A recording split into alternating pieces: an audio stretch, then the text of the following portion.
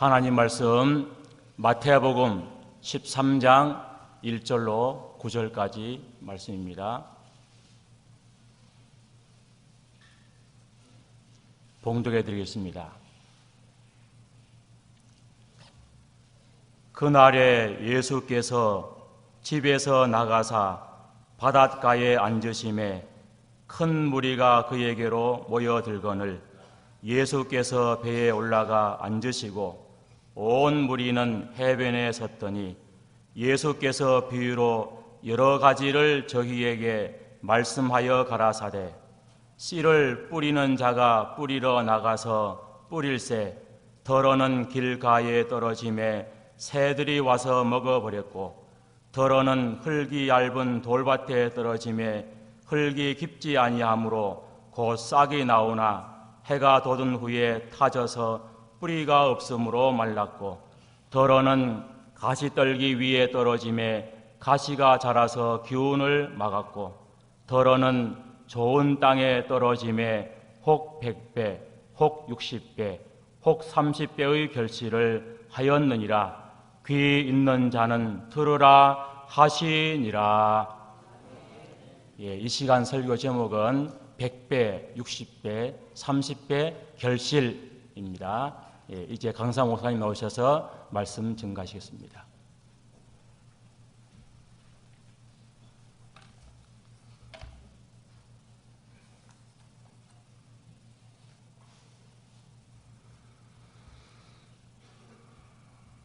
씨 뿌리는 비유를 말씀했는데 이것을 씨 뿌리는 비유 자체가 우리의 믿음이라 이렇게 말씀을 드렸어요.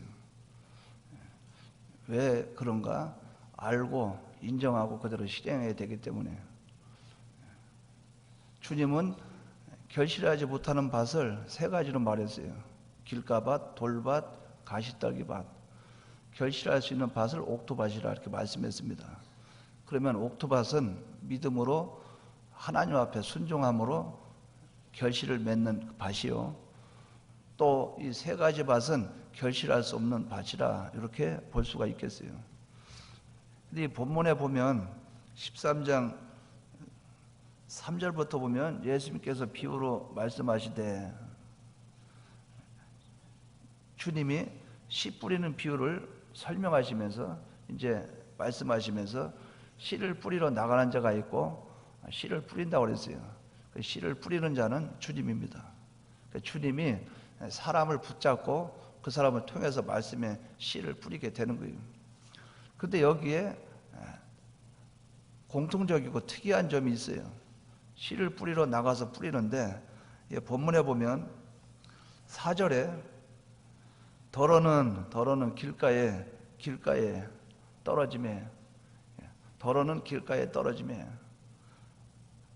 또 5절에 보면 덜어는 흙이 얕은 돌밭에 떨어짐에 덜어는 흙이 얕은 돌밭에 떨어졌다. 7절에 보면 덜어는 가시떨기 위에 떨어짐에 8절에 덜어는 좋은 땅에 떨어짐에 덜어는 그런데 여기서 또 공통적인 것이 무엇이냐? 떨어짐에 그 씨가 떨어짐에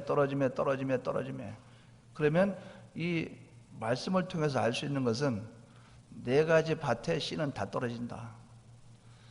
그러면 우리의 예수 믿는 성도는 네 가지 종류의 밭이 있는 것 같이 네 가지 종류의 마음이 있다. 이것을 말씀을 했어요. 그런데 이 네 가지 밭에 우리가 성도가 네 가지 종류의 성도가 있는데 주님은 그들에게 다 말씀을 주신다는 거예요. 말씀은 똑같은 말씀이에요. 변동이 없는 말씀이에요. 완전하신 하나님의 그 말씀입니다. 사람은 다 틀려요. 말씀은 똑같은 말씀인데 말씀을 받는 사람은 다 네 종류의 사람이 있다는 거예요. 길가밭과 같은 사람, 돌밭과 같은 사람, 또 가시떨기 밭과 같은 사람, 옥토밭과 같은 사람, 이 네 종류의 사람이 있다는 거예요. 주님은 오늘도 말씀의 씨를 여러분에게 뿌려요. 똑같아요. 그 말씀은 완전하신 그 말씀이에요. 사람에게 떨어져요. 똑같아요. 신앙이 있는 사람이나 없는 사람이나 하나님 말씀대로 순종을 하는 사람이나 안 하는 사람이나 어느 누구나 그 시간에 그 자리에 앉아서 예배를 드리기만 하면 씨는 떨어져요. 떨어져서 그 안에 씨가 떨어져서 자리를 잡고 그것이 자라고 성장해서 구원을 이루어야 될진데 그것이 안 돼요. 왜? 씨는 똑같고 뿌리는 자는 주님이시고 씨는 똑같은 말씀을 주셨는데 그 말씀을 받는 사람이 내 종류의 사람이 있다는 거예요. 그러니까 너한테 문제 있다 그 뜻이에요. 오늘도 말씀은 뿌리는데 너한테 문제가 있다. 너한테. 왜 네가 옥토밭이 안 되느냐? 믿음으로 구원 얻어야 되는데 너한테 문제가 있다. 너한테. 그러니까 우리 자신이 바뀌어야 된다 그 말이에요. 네가 안 바뀌면 안 돼. 너가 바뀌어야 된다. 옥토밭만이 결실을 맺을 수 있다는 그런 뜻이에요. 그럼 우리가 한번 잘 생각해 봐요. 밭은 네 종류가 있는데 이걸 둘로 딱 나눠버리면 결실할 수 있는 밭, 결실할 수 없는 밭 이렇게 두 종류로 나눠지게 돼요. 여기서 특이한 부분이 있죠. 옥토밭이면 결실하여 100배, 60배, 30배의 결실을 얻는다고 했죠. 근데 길가밭, 돌밭, 가시떨기 밭은 단 한 배, 100배도 아니고 한 배라도 결실을 얻었다는 단어는 하나도 없어요. 전 생애, 전 일생을 살아도 자기하고 아무 상관이 없는 거예요. 옥토밭만이 결실을 할 수 있어요. 그러니까 우리는 옥토밭이 되어야 된다 하는 겁니다. 옥토밭이 되기를 바랍니다. 여기에 18절 한번 봐보세요. 18절부터 13장 18절. 여기에 하나님 말씀이 얼마나 중요한 것인가 우리에게 나타내고 있어요. 아무나 천국 말씀을 듣고 깨닫지 못할 때는 악한 자가 와서 그 마음에 뿌린 것을 빼앗나니 길가밭은 그 사람 마음속에 말씀이 있어요 없어요? 없어요. 말씀을 빼앗나니 길가밭은 그 속에 말씀 자체가 없어요. 그 사람은 여기에 말씀을 듣고 주님은 씨를 뿌려서 말씀을 우리에게 줬는데 길가밭은 말씀 자체가 없어요. 그 속에.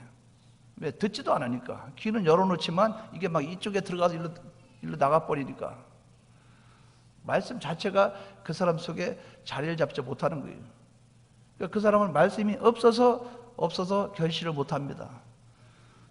또 여기에 20절에 보면 돌밭에 뿌리었다는 것은 말씀을 듣고 즉시 기쁨으로 받되 여기도 말씀을 얘기했어요.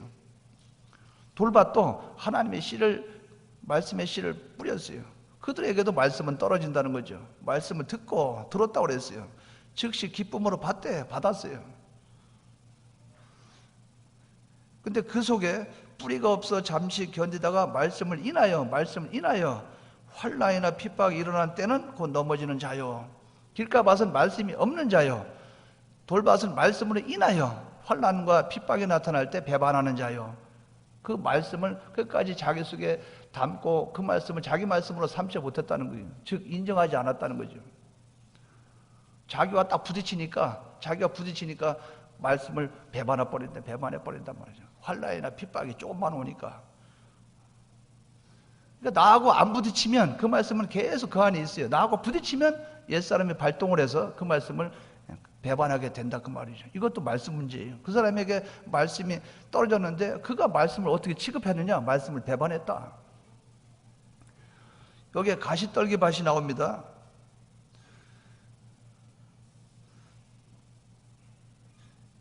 22절에 보면 가시떨기에 뿌렸다는 것은 말씀을 들으나 또 말씀이 나오죠. 말씀을 들으나 세상의 염려와 재리의 유혹에 말씀이 막혀 결실치 못하는 자요. 말씀이 기운에 막혀서 염려나 걱정 때문에 결실치 못하였다. 근데 여기에 중요한 문제가 나타나요. 길가밭이나 돌밭은 결실한다는 단어를 사용하지 않았어요. 그런데 가시떨기 밭은 결실치 못하였으니 결실한 단어를 걷다 집어넣었어요. 뭡니까? 순종할 수 없다. 순종을 못했다 그 말이에요. 앞에 있는 두 밭은 순종할 생각조차도 못하는 밭이고 가시떨기는 순종하려고 했는데 결실치 못했다. 왜? 기운이 막혀서. 말씀이 막혀. 그래서 우리는 이것을 가만히 한번 이렇게 쭉 보면은 우리 예수 믿는 사람이 말씀이 얼마나 중요한 것인가. 말씀이 그 사람 속에 들어가서 말씀이 사람을 변화시키고 말씀이 그 사람을 변화시켜서 하나님의 온전한 사람으로 만들어 놓는 그것이 말씀이에요. 우리는 이 말씀에 대한 가치를 잘 깨닫지 못할 때가 많다 그 말이에요. 우리가 한번 생각해 보십시다. 자, 사람이 병들었어요. 자, 병을 고쳤어요. 나사렛 예수 이름으로 병을 고쳤어요. 제가 질문합니다. 병을 고쳐서 고침 받았어요. 구원 얻었어요? 안 얻었어요? 구원을 얻었습니까? 안 얻었습니까? 병만 나선 거예요. 병만 나선 거라 그 말이에요. 어떤 사람이 귀신이 들렸어요. 나사렛 예수로 이름으로 명하노니 귀신아 나가라. 귀신이 나갔어요. 그 사람 구원 얻었어요? 안 얻었어요? 속에 귀신만 나간 거예요. 근데 그 사람이 구원을 얻는 것은 말씀입니다. 말씀을 듣고 들어서 알고 인정해서 실행할 때 그때 구원이 이루어지는 것이지, 귀신아 나가라, 귀신 나가라 해서 귀신이 나간 것은 구원 이룰 수 있는 근거가 지금 시작됐다 그 말이에요. 네 속에 있는 귀신이 나갔으니 이제 알고 인정하고 실행하는 말씀 받아서 살아라 그 뜻이에요. 내가 질병에 걸려서 하나님과 거리가 멀어졌어요. 멀어졌는데 주님의 은혜로 병이 나섰어요. 그러면 건강한 몸으로 지금부터 믿음 생활 잘해서 구원 잘 이루라 그 뜻이에요. 우리는 이 안에 실상은 어디 가는지 없고 껍데기를 너무 좋아한다 그 말이죠. 그래가지고 뭔가 모르게 막 이러면 막 요란하고 뭐 이러면 뭔가 대단한 것처럼 그게 아니라 그 말이에요. 구원은 말씀으로 이루어지는 거, 말씀으로. 그래서 성경에 거룩해지는 거, 성화를 이루는 것도 뭡니까? 말씀과 기도로 거룩하여지는 거예요. 말씀 때문에 안 됩니다. 말씀으로 거룩해지는데 기도해서 하나님 능력 입어서 거룩해지는다 그 말이에요. 성화를 이루어 간다 그 말이에요. 우리가 이런 것을 바로 인식할 필요가 있다는 거예요. 그럼 여기 본문을 잘 보십시오. 그러면 길가밭은 새들이 그 씨를 먹어버렸으니까 말씀이 그 사람 속에 없다 그 말이죠. 그럼 길가밭은 그 사람 속에 말씀이 없으니까 무엇이 있습니까? 하나님 지식이 있습니까? 자기 지식, 자기 중심, 자기 위주 속에 나오는 지식, 세상 지식, 마귀 지식이 있어요? 하나님 지식이 있어요? 마귀 지식, 인간 지식, 세상 지식이 그 속에 있다 그 말이죠. 그럼 그 속에 말씀은 없어요. 없는데 거기 어떻게 구원이 이루어지고 어떻게 열매가 맺어지냐 그 말이죠. 그럼 다른 말로 하면 따라하시 바랍니다. 지식 문제가 중요하다 그 말이에요. 우리는 어떤 지식을 취할 것인가. 빌립보서 3장 7절에서 8절에 보면 그 바울이 고백을 합니다. 그러나 무엇이든지 내게 유익하다는 것을 내가 그리스도를 위하여 다 해로 여길 뿐더러 또한 모든 것을 해로 여기면 내 주 그리스도 예수를 아는 지식이 가장 고상함을 인함이라.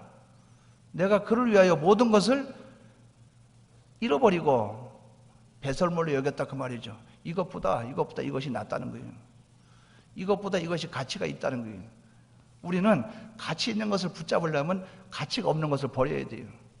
그래서 하나님 지식을 내 지식 삼으려면 내 속에 있는 기존 지식, 선입적 관념, 자율, 인간 지식, 마귀 지식, 세상 지식 이것을 내려놔야, 그걸 다 부인해야 하나님 지식이 내 속에서 자리를 잡을 수 있다 하는 거예요.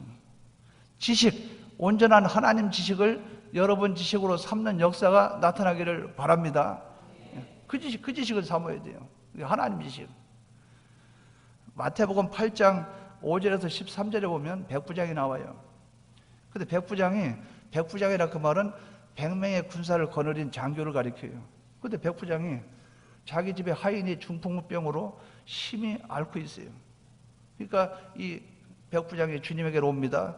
내 집에 하인이 있는데 중풍병으로 앓고 있습니다. 고쳐주십시오. 주님이 그래? 내가 가서 고쳐주리라. 아 주님 오지 마십시오. 내가 주님을 감당할 수가 없습니다. 내가 100명을 거느리는 장교인데 내가 이더러 오라 하면 오고 저더러 가라 하면 가고 하나이다. 주님 말씀만 없어서 말씀만 하십시오. 주님이 참 네 믿음이 크다 그 말이죠. 내가 이만한 믿음을 보지 못했다 그 말이에요. 어떻게 오늘날 예수 믿는 성도 중에서는 없고 이제 겨우 교회 나온 새신자, 초신자한테 이런 말이 나오느냐. 참 특이하다 그 말이죠. 주님이 하인을 고쳐주셨어요. 바로 그 즉시 고쳐줬어요. 여기서 이 백부장은 주님에게 말씀만 하옵소서 하는 그 신앙 안에 무엇이 들어가 있는가? 백부장이 주님에게 올 때 자기 집에 하인이 있죠. 중후병 걸린 하인이 있어요. 나는 여기서 이쪽으로 왔어요. 주님은 여기 계셔요. 말씀만 하옵소서. 그 말은 시간과 상관없습니다. 여기서 지금 말씀에서 고치나 거기 가나 시간이 9시에 주님이 말씀하시나 10시에 말씀하시나 오후 2시에 말씀하시나 말씀은 시간에 제한을 받지 않습니다. 시간을 초월합니다. 나는 그 말씀인 것을 믿습니다. 또 거기에 뭐가 있어요? 여기서 지금 이 자리에서 주님이 하인을 나으라고 말씀만 명하시면 저쪽에 있는 자리에 있는 내 하인이 낫습니다. 장소를 초월합니다. 하나님 말씀은 장소를 초월하는 말씀입니다. 하나님은 이런 환경 저런 환경, 하나님의 말씀은 환경의 제재를 받지 않습니다. 환경을 초월하는 말씀인 것을 내가 믿습니다. 하나님은 공간을 초월합니다. 그런 말씀입니다. 백부장이 그 믿음을 갖고 예수님을 상대했을 때 하인이 병이 낫는 역사가 나타났다 그 말. 왜? 자기에 있는 이 모든 인간적인 지식을 다 버리고 하나님의 그 말씀을 어떤 말씀으로? 주님의 말씀으로 시간과 공간과 그 장소와 환경을 초월한 말씀인 것을 그 백부장은 믿었다는 거예요. 역사가 나타났습니까? 안 나타났습니까? 나타났어요. 자기 지식을 우리는 부인하기 바랍니다. 내 속에 그 지식, 그걸 부인해야만 하나님 지식이 내 안에서 역사할 수 있다고 말이에요. 근데 그 말씀이 어떤 말씀? 세상을 창조하시고 우리를 중생시키고 우리를 성화시키는 그 말씀, 완전하고 무한하신 그 말씀, 죽은 자도 살리는 그 말씀, 이 말씀을 내가 받아야 된다 그 말이죠. 이걸 인정할 때, 이 말씀이 그런 말씀인 것을 내가 인정할 때 하나님 말씀을 내가 받아들일 수 있는 역사가 나타날 수 있다 하는 겁니다. 이러한 지식을 여러분이, 하나님 지식이 여러분 속에 마음에 자리 잡는 역사가 나타나기를 주의 이름으로 축원합니다. 예. 또 돌밭이죠. 돌밭은 무슨 밭인가? 자기가 들어서 말씀을 그대로 순종하지 못하는 거예요. 자기란 자기, 참 자기가 아닌 옛사람 자기. 그런데 가만히 이렇게 지내다 보면, 우리가 가만히 보면 자기를 안 죽이려고 그래요. 그래서 어떤 사람이 그런 말이에요. 내가 참는데 나 건들지 마라. 건들지 마. 그래서 어떤 사람도 그런 말 하죠. 내 속에는 옛사람 끄집어내지 마라.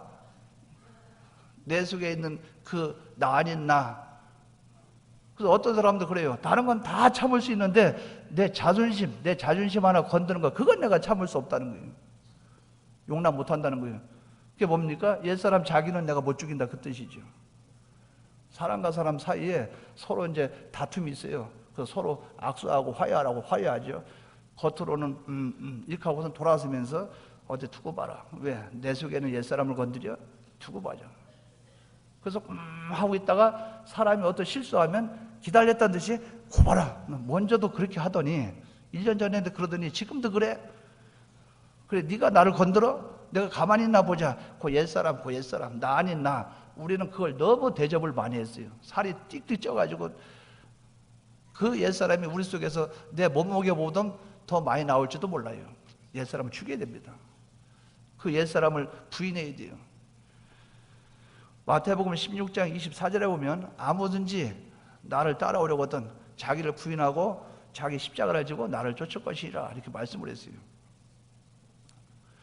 누가복음 5장 1절에서 11절에 보면 베드로가 나와요. 베드로가 밤이 맞도록 고기를 잡다가 한 마리도 못 잡고 이제 그물을 막 씻고 있는 거예요. 씻고 있는데 주님이 쓱 오시더니 시몬 베드로의 딱 배를 타요. 타고선 육지에서 조금 뛰어라. 뛰고 나서 주님이 육지에 있는 사람들에게 말씀을 전해요. 그 말씀을 마치시고 베드로에게 깊은 데로 가서 그물을 내려 고기를 잡으라. 세 가지로 말을 했어요. 세 가지로. 깊은 데로 가는 수고해라. 거기까지 가는 수고. 그물을 내려라. 내리는 수고해라. 잡으라. 잡는 수고를 해라. 그러니까 베드로가 하는 말이 뭐라고 말합니까? 내가 밤이 맞도록 수고를 하였거든. 내 밤이 맞도록 수고를 했다 그 말이에요. 헛수고했다 그 말이죠. 베드로는 저녁 밤에 바다로 가는 수고, 그물을 내리는 수고, 잡아 당기는 수고 했는데 내가 아무것도 잡지 못했습니다. 그렇지만 내가 주님의 말씀에 의지하여 내가 그물을 한번 내리리이다. 자기 속에 있는 그 옛사람 자기, 그것을 한번 꺾어본 거예요. 100% 꺾은 건 아닙니다. 꺾어본 거예요. 한번 해보자. 꺾어본 거예요. 그래서 말씀에 순종하고 그대로 그물을 내리니까 얼마나 많이 잡혔어요. 그물이 찢어질 정도 되니까 옆에 있는 배의 동무들을 불러서 도와달라고 할 정도로 엄청나게 잡혔어요. 그래서 베드로가 어떻게 합니까? 주님의 무릎 앞에, 주님의 발 앞에 무릎을 꿇고 주여 나를 떠나소서, 나는 죄인으로서이다. 그게 뭡니까?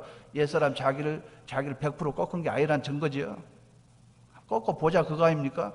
흉내만 내도 이런 역사가 나타나는데 자기를 다 죽이면 얼마나 큰 역사가 나타나겠냐 그 말이에요.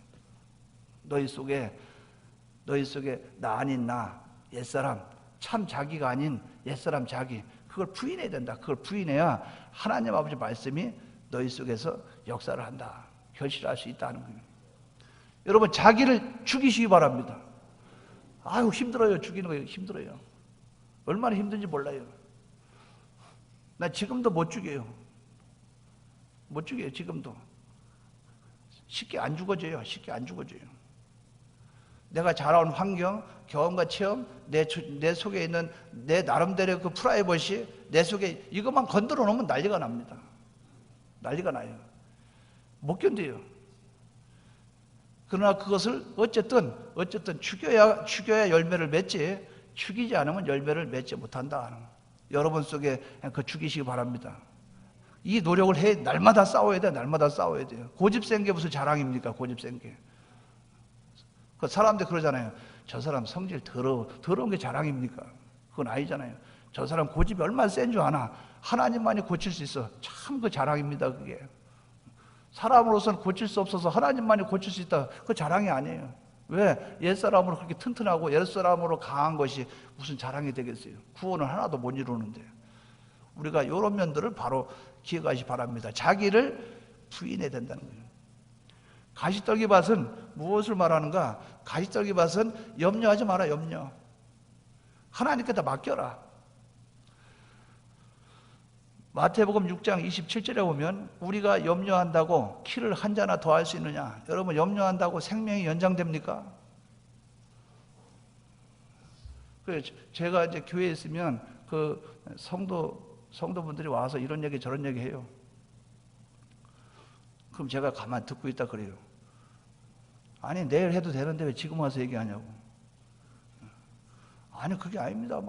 내일 얘기하고 내일 얘기해도 되지 않느냐. 근데 본인은 아주 진지하게 얘기해요.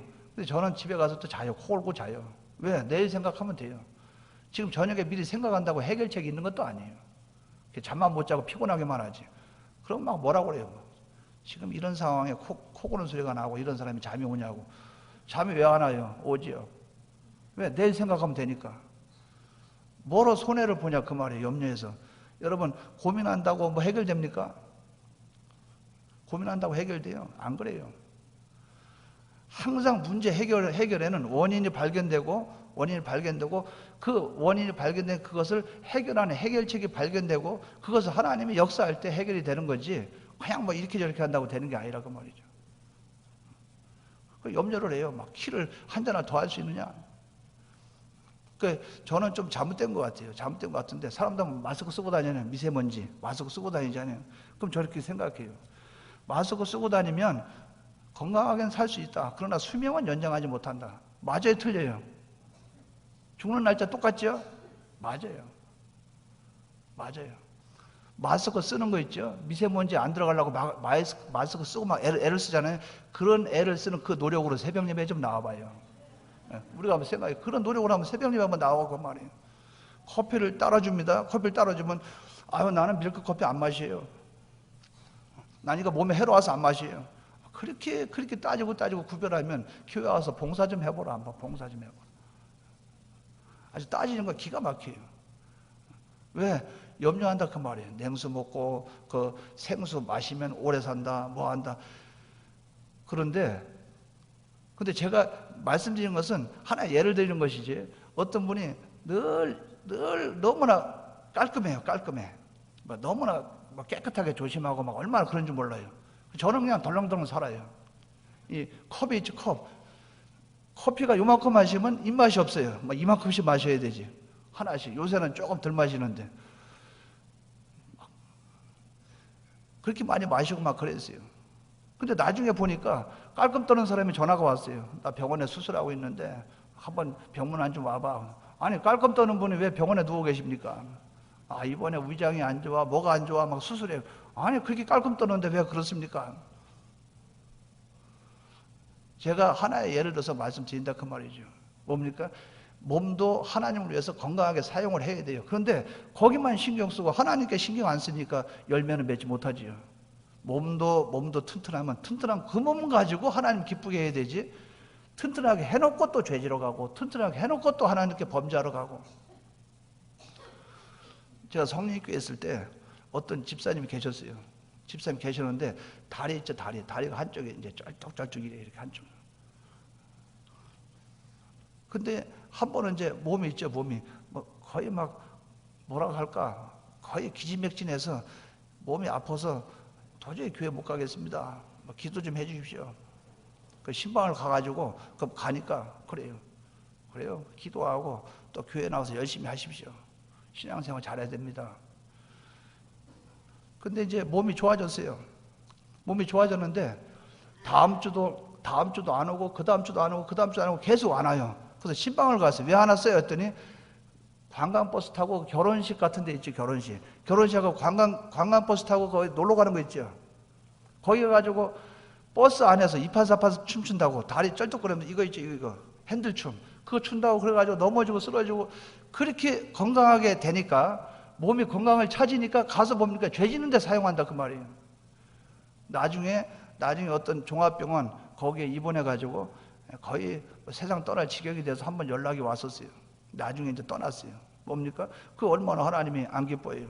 건강 줬더니 그거 가지고 놀러나 다니고 춤추러 다니고 하나님 안 기뻐해요. 우리는 하나님이 기뻐하는 그 일을 해야 된다 그 말이죠. 그러니까 너희가 염려한다고 네 키를 한자나 더 할 수 있느냐? 생명을 연장할 수 있느냐? 1초도 연장할 수 없는 게 하나님 절대 주권이에요. 하나님께 맡겨. 네가 뭐 하려고 하지 말고. 이것을 더 구체적으로 말씀을 했죠. 마태복음 6장 31절에서 32절에 보면 그러므로 염려하여 무엇을 먹을까, 무엇을 마실까, 무엇을 입을까 염려하지 말라. 왜? 이건 다 이방인들이 하는 일이라. 예수 안 믿는 사람이 하는 행동이야. 너희 아버지는 안 그래. 그 불신자는 하는 것이지. 믿는 사람이 그럼 되겠느냐? 염려하지 마. 그럼 염려해야 됩니까? 안 해야 됩니까? 염려해야 돼요? 안 해야 돼요? 염려 안 해야 되는데 한다 그러면 하나님께 맡기고 무엇을 먹을까, 무엇을 마실까, 무엇을 입을까. 사람들도 이 안에 들어가 있는 대로 나와요. 들어가 있는 대로. 돈 뺏겨 모르는 사람들은 차를 타고 어디 가도 저 빌딩 얼마나 될까? 이게 보면 사람도 보면 그 옷이 얼마짜리야? 그 신발이 얼마짜리냐? 머릿속에 들어가 있는 게 돈 뺏겨 없는 사람 돈 얘기예요. 돈 얘기. 왜? 속에 들어가 있는 게 그것밖에 없으니까. 그 아들 이번에 직장 구해서 아들 취직했다며. 아들 취직했으니까 수고했어. 앞으로 장가 갈 때까지 돈 열심히 벌어서 장가 가고 가족 이루고 그러면 부모한테 효도하고 좋겠네. 이 말하면 얼마나 좋아요. 월급 얼마인데? 보너스를 준대 안 준대? 그거 대기업이 아니야. 그 일거리는 있나 없나? 머릿속에 들어가 있는 게 돈밖에 없으니까 그것만 나온다 그 말이에요. 명예밖에 없는 사람은 명예가 나오고, 그러니까 거기에 피동되니까 늘 염려라 염려. 돈이 있으면 있는 것 가지고 안 뺏기려고 걱정하는 그것 때문에 염려. 없으면 없어서 염려. 그러니까 우리는 하나님께 맡기라 그 말이에요. 의식주 문제 그건 하나님이 책임져 주신다. 아무것도 하지 말라 그 말이 아니에요. 책임져 주신다. 그러면 우리 뭐만 하면 됩니까? 오직 그의 나라와 그의 의를 구하라. 그러면 이 모든 것을 도와여 주시리라. 해본 사람이 압니다. 해본 사람이 알아요. 물질이 참 재밌어요. 자, 여러분 물질을 따라가야 됩니까? 물질이 나를 따라와야 됩니까? 물질이 나보다 위에 있어요? 내 아래에 있어요? 물질은 물질이에요. 물질은. 이 물질이 있는데 사람이 물질을 졸졸 쫓아가요. 평생 물질만 쫓아다니는 사람이 돼요. 여기 가도 물질, 저기 가도 물질, 늘 물질 문제. 어디 가나. 근데 물질을 갖다 내가 주장을 해버려요. 주장을 해버리면 물질이 날 졸졸 따라와요. 내가 산에 가면 산에 쫓아오고, 들에 가면 들에 쫓아오고, 시골에 가면 시골에 쫓아오고, 어디 가나 물질이 쫓아다녀요. 그러니까 물질에 대해서는 어려움을 겪지 않는다 그 말이에요. 왜? 하나님이 책임져 주시니까. 이것을 믿으시기 바랍니다. 믿으면 될 것인데 참 그게 힘들어요. 베드로전서 5장 7절에 그렇기 때문에 베드로는 말합니다. 너 염려를 다 주께 맡겨 버리라. 주님께 맡겨 버리는 역사가 나타나기를 주님의 이름으로 축원합니다. 그러면 이 시간에 이어서 증거할 말씀은 100배, 60배, 30배 결실을 얻었다 이렇게 말씀을 했어요. 어떤 밭이? 옥토밭이 100배, 60배, 30배의 결실을 얻었다는 거예요. 그러면 여기서 말하는 100배, 60배, 30배 결실은 무엇을 의미하느냐? 무엇을 의미하느냐? 본문에 옥토밭에 결실을 두고 세 가지 견해가 있어요. 첫째는 결실의 양을 두고 많고 적은 것을 말하는 거예요. 그러니까 100배는 좋은 거, 60배는 조금 덜한 거, 30배는 조금 덜한 거, 이렇게 100배, 60배, 30배 결실을 차등을 두는 결실로 보는 거예요. 이런 견해가 있어요. 그래서 어떤 사람은 100배, 어떤 사람은 60배, 어떤 사람은 30배. 그래서 결실 얻는 것에 차등이 있다. 이렇게 보는 견해가 있어요. 두 번째 견해는 완전한 결실을 말하는 것으로 보는 견해예요. 100배도 완전 결실, 60배도 완전 결실, 30배도 완전 결실. 완전 결실로 보는 거예요. 그런데 문제가 있어요. 그 사람의 기능이나 인격이나 이 자체로 봐서 그 사람이 5달란트, 3달란트, 2달란트, 1달란트 있다고 치면 그 사람의 달란트에 따라서 되어지는 것을 말하는 것이니 100배는 5달란트, 60배는 3달란트, 30배는 2달란트 이와 같은 것이다. 이렇게 보는 견해예요. 예를 들어서 이 물 잔 있죠? 요거 잔 있죠? 요거 잔이 몇 미리가 되는지 모르겠어요, 저는 여기에. 근데 이것이 한 20mm 된다고 가정을 하면 20mm 된다고 가정을 하면 요 20mm 잔에 물을 부으면 20ml가 딱 차겠죠? 20ml가 딱 차면 그거는 물이 완전히 100% 찬 겁니까? 안 찬 겁니까? 찬 거죠. 이만한 말통이 있어, 말통인데 말통에 물을 부었어요. 그래서 꽉 채웠어요. 그것이 완전히 채워진 것이나 이것이 채워진 것이나 100% 채워진 건 똑같죠. 완전히 채워진 건 똑같은데 이 사람은 이 정도에서 완전, 저 사람은 저 정도에서 완전, 이 사람은 이 정도에서 완전, 그렇게 보는 견해라 그 말이에요. 그러니까 어떤 목사는 5만 명 교회, 어떤 목사는 3천 명 교회, 어떤 목사는 시골에 10명 교회, 그 달란트다 이렇게 보는 견해예요. 이렇게 보는 견해가 두 번째 견해가 있다. 세 번째는 완전한 결실로 말한다. 이것은 100%, 100배, 60배, 30배 이건 다 완전한 결실로 본다. 그런데 각각에는 의미가 있다. 이렇게 해석을 하는 경우예요. 예를 들어서 100배 인인관계를 말한다. 인인관계의 완전 승리. 60배 마귀와의 관계에서 완전 승리하는 것을 본다. 30배 하나님과의 관계를 본다. 전부 다 완전한 결실, 완전한 구원인데 이것을 각각 의미를 부여해 볼 때 인인관계, 신인관계, 마귀와의 관계 이렇게 볼 수가 있다. 그래서 100배, 60배, 30배 결실이라고 말한다. 이런 견해가 있어요. 이 세 가지 견해가 있다 하는 거예요. 그러면 이 옥토밭의 결실에 대한 것을 어떻게 해석해야 되는가? 이 해석을 어떻게 해야 되느냐? 먼저 씨에 대해서 한번 생각해 봐요. 제가 질문합니다. 하나님이 우리에게 뿌려서 우리 속에 들어오는 말씀의 씨는 똑같아요? 똑같지 않아요? 그 말씀의 씨는 100%예요? 100% 아니에요? 완전입니까? 불완전입니까? 완전이죠. 종자적으로 완전한 종자예요. 근데 어떻게 100배, 60배, 30배의 결실이 나오겠어요? 성경적 해석으로 이걸 생각해서 하다 보면 문제가 있다. 자, 봐요. 씨 있죠, 씨. 씨를 일반 농사 짓는 사람은 씨를 뿌릴 때 좋은 씨를 얻기 위해서 이 물통 있죠? 큰 다라이 갖다 놓고 씨를 갖다 뿌려요. 그러면 둥둥둥 뜬 거는 걷어서 버리고 밑에 가라앉은 것을 그거 갖다 씨를 사용하잖아요. 그럼 그걸 씨를 막 밭에 뿌립니다. 뿌리는데 어떤 거는 이만큼 자라고 어떤 건 요만큼 자라고 어떤 거는 이렇게 자라고 그렇게 한단 말이죠. 하나님 말씀이 그래요? 하나님 말씀이 종자적으로 차별이 있습니까? 없지요. 요거를 생각해 보면 된다 그 말이죠. 우리는 첫 번째는 뭘 생각해야 되느냐? 씨라는 말씀이라는 그 자체를 우리는 씨를 바로 생각해야 된다. 씨는 차별이 없는 씨다. 씨는 완전한 말씀이다. 이 말씀은 누구에게든 떨어져서 그 말씀을 옥토밭이 돼서 그 말씀을 받아들이는 자는 똑같은 결실을 얻지. 누구는 100배, 누구는 60배, 누구는 30배 아니다.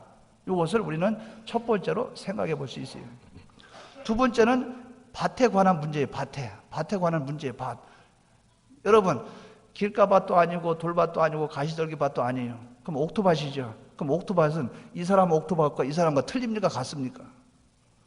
하나님의 은혜로 말미암아 세 사람이 됐어요. 세 사람이 됐으면 세 사람이 이 사람의 세 사람과 나의 세 사람과 같아요? 틀려요? 같죠? 밭이 똑같아요. 근데 밭이 똑같은데 어떻게 거기에서 100배, 60배, 30배의 결실이 차이가 날 수 있냐 그 말이죠.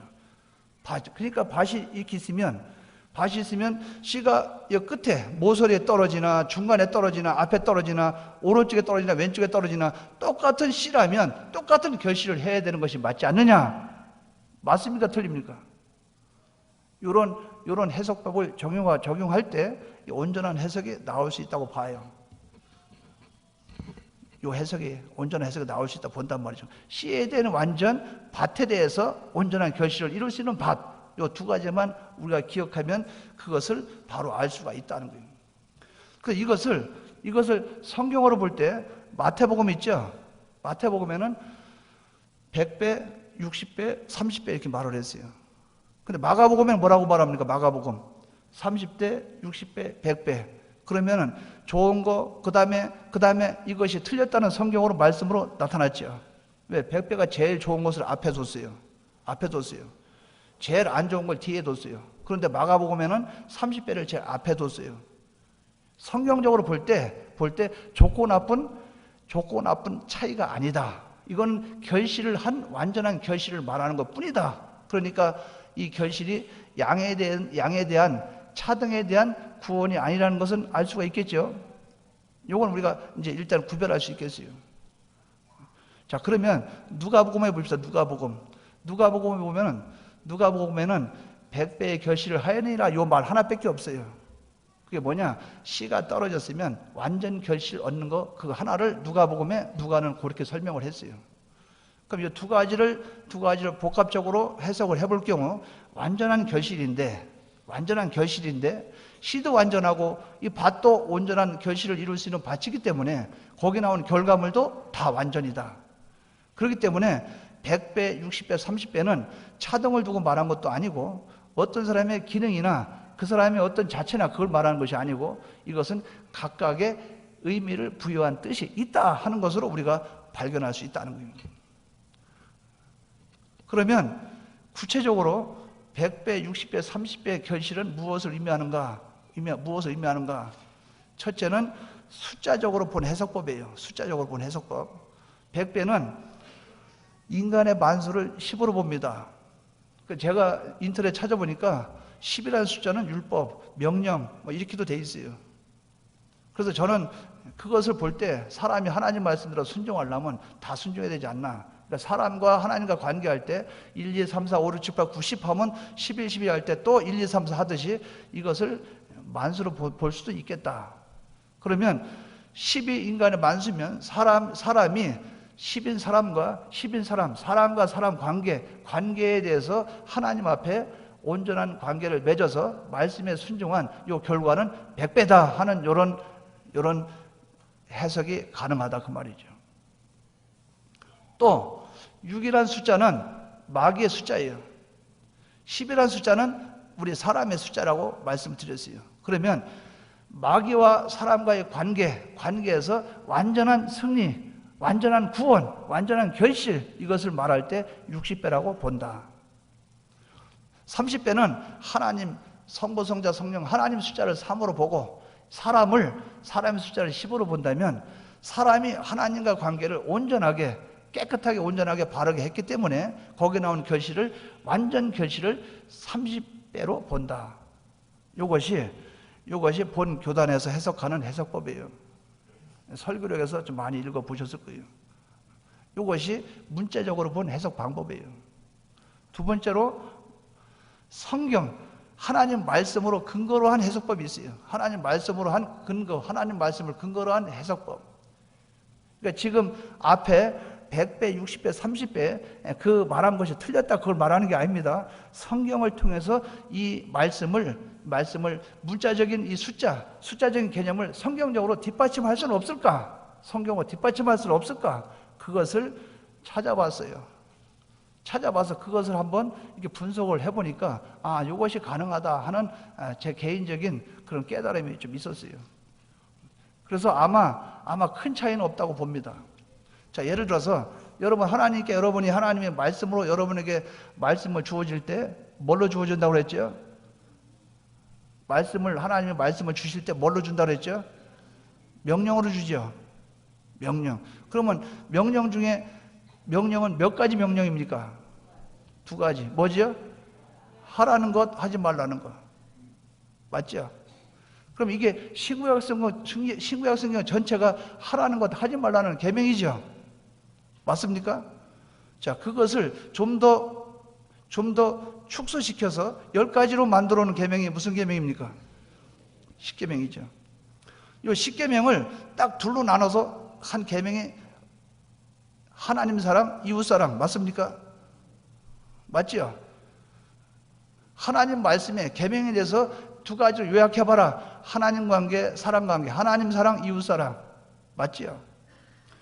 그래서 십계명에 보면 하나님이 우리에게 주신 계명이 10가지 계명인데 이것을 퍼뜨려 보면 신구약 성경 66권이 된다는 거예요.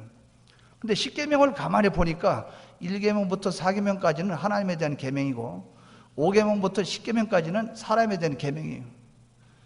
그래서 1계명부터 10계명까지 계명을 보면 하지 말라는 계명이 8가지가 있고 하라는 계명이 2가지가 있어요. 안식일을 기억하여 거룩히 지키라. 네 부모를 공경하라. 이 2개 외에는 다 하지 말라는 거예요. 요 10가지 계명, 10가지 계명이 십계명 안에 포함된 것이 하나님 관계, 사람 관계, 그것이 포함되어 있다 그 말이죠. 그럼 여러분에게 지금 말씀의 씨를 뿌려요. 말씀의 씨가 딱 떨어졌어요. 자, 무슨 계명으로 왔습니까? 명령으로 왔죠. 명령인데 몇 가지로? 2가지. 하라, 하지 말라. 근데 이걸 구체적으로 더 들어가 보면 하나님 관계에 대해서 바로 하라, 하지 말라. 사람에 대한 관계도 바로 하자, 바로 하라, 하지 마라. 2가지 계명으로 우리에게 말씀으로 나타난다 그 말이죠. 하나님에 대한 계명에서 할 것이 있고 하지 말아야 될 것이 있고 사람과의 관계에서도 할 것이 있고 하지 말아야 될 것이 있다 그 말이죠. 그럼 여기서 씨 뿌리는 비유에서 씨가 떨어졌죠. 떨어졌는데 믿음으로 말미암아 결실할 수 있는 믿음의 결국 곧 영혼의 구원을 얻음이라 하는 이 말씀 안에 포함된 것은 하나님 관계, 사람 관계를 바로 한 그 결과의 구원을 말씀한다. 자, 그러면 바로 이해가 되시겠습니까? 그러니까 숫자적인 의미의 해석에다 이걸 적용시키면 더 지지력이 된다 그 말이죠. 어서 나는 모르겠는데 19 곱하기 10, 100, 야 그거 이상한데 그것을 영적으로 그것을 해석한 데 대해서 성경에 이렇게 말하고 있지 않느냐, 이 뒤에서 뒷받침을 해주면 해석이 가능하다 그 말이에요.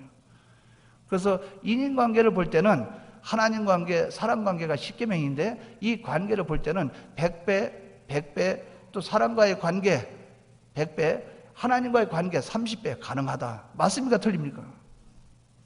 자, 그러면 제가 질문합니다. 여기에 길가밭이 있고 돌밭이 있고 가시떨기밭이 있어요. 믿음으로 구원 얻도록 구원 얻도록 하지 못하도록, 구원 얻지 못하도록 방해하는 게 누가 방해합니까? 마귀가 방해하죠. 말씀 빼앗지요. 속에서 옛사람으로 차고 앉아서 못하게 만들죠. 세상에 있는 염려와 근심, 유혹, 욕심 그걸 집어넣어서 하나님 말씀대로 살지 못하게 하죠. 요 일을 아주 우리의 삶이 있죠. 우리의 삶. 전 생애에 걸쳐서 하나님 말씀대로 순종하지 못하도록 하는 그놈이 누구냐? 그놈이 마귀라 그 말이죠. 그러니까 요놈과의 관계에 있어서 내가 하나님 아버지 앞에 완전히 마귀와의 관계에 있어서 마귀를 완전히 제압하고 마귀에게 피동당하지 아니하고 완전히 승리하는 이제 승리, 이것을 60배로 본다. 그러면 여러분들 그 성경 해석에 대해서 숫자에 대한 개념 뒤에 성경적인 개념을 뒷받침하면 이 해석은 하자가 없는 해석이 된다 하는 거예요. 그래서 우리가 요걸 믿고 나가자 그 말이죠. 요 세 가지밖에 없어요. 세 가지밖에 없어요. 성경 전체 다 찾아봐도 세 가지밖에 없어요. 하나님 관계, 사람 관계, 마귀와 관계, 요것밖에 없어요. 성경 자체가. 그래서 십계명에서도 억지로 찾으려면 이 계명에 보면 나 외에 다른 우상을 만들지 말고 절하지 말고 섬기지 말라. 그 마귀가 들어가 있잖아요. 그걸 굳이 해석하려면 그렇게도 가능합니다. 그러니까 우리는 하나님 아버지 앞에 이 말씀을 통해서 믿음을 통해서 구원 얻게 되는데 이 구원 얻는 그 구원이 뭐냐? 100배, 60배, 30배의 결실을 얻는데 그것은 옥토밭이 돼야 결실을 얻는다. 그럼 이 옥토밭이 뭔데? 믿음으로 되어진 밭. 어떤 밭? 하나님 지시로 된 거. 새 사람으로 되어진 자기. 또 하나님 앞에 완전히 나를 염려하지 말고 하나님께 다 맡긴 거. 이대로 살아서 하나님과 관계 완전 승리, 인간과의 관계 완전히 승리, 마귀와의 관계 완전히 승리하는 요 결실을 얻게 된다 그 말이죠. 요 결실을 얻어 나가는 저와 여러분 되시기 바랍니다. 우리 교단이 되어서 우리 모두 믿음 말고는 없어요. 믿음 말고는 우리가 어떤 행위나 무엇이 이루어질 수 없어요. 믿음을 통해서 온전한 구원이 이루어지는 저와 여러분 되시기를 주님의 이름으로 축원합니다. 다 같이 통성으로 기도하시다가 자유롭게 돌아가시기 바랍니다.